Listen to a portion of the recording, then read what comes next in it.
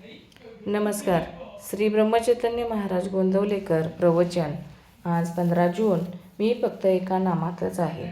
मनुष्य कितीही मोठा असला, उत्तम पुराण आणि प्रवचन सांगणारा जरी असला, तरी तो जर नामात राहत नसेल किंवा त्याच्या संगतीत परमेश्वराचे प्रेम लागत नसेल, तर तो कदापिही संत म्हणून समजला जाणार नाही.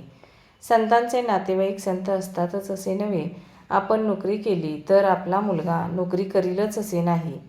तसेच जो भगवंताचा आहे त्याचा मुलगा भगवंताचा असेलच असे नाही. संत जरी झाला तरी त्याने 4 माणसांसारखेच वागावे. काहीतरी वागणे हे संतांचे वागणे नव्हे.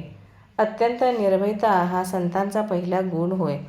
कारण सर्व ठिकाणी मीच आहे ही भावना झाल्यावर भयाचे कारणच उरत नाही. साधूच्या अंतःकरणामध्ये भयाचा संकल्प नसल्यामुळे वाघ, सिंह, साप त्याला त्रास देत नाहीत. अगदी जंगली वाघाकडे देखील निर्भयतेने नजरानजर केली तर तो अंगावर येत नाही. शिवाय साधूंच्या शुद्ध अंतःकरणाचाही त्याच्यावर परिणाम होतो. अशा रीतीने संतांच्या अंतःकरणाची प्राणीमात्रांना सुद्धा जाणीव असते. अशा संतांचा सहवास मिळणे ही फार भाग्याची गोष्ट आहे. परमेश्वराचे प्रेम लागणे किंवा सतत मुखात नाम घेणे हेच संतांच्या संगतीत राहून साधायचे असते. संतांची अखंड संगत नामानेच ठेवता येईल. जिथे नाम आहे तिथे संतांचा सहवास आहे. तुकाराम महाराजांसारखे संतसुद्धा देवापाशी मागताना तुझा विसर न पडावा हेच मागतात. तसेच रामदास स्वामी देवाला म्हणतात, तुझा योग म्हणजे तुझा सहवास मला नित्य घडू दे.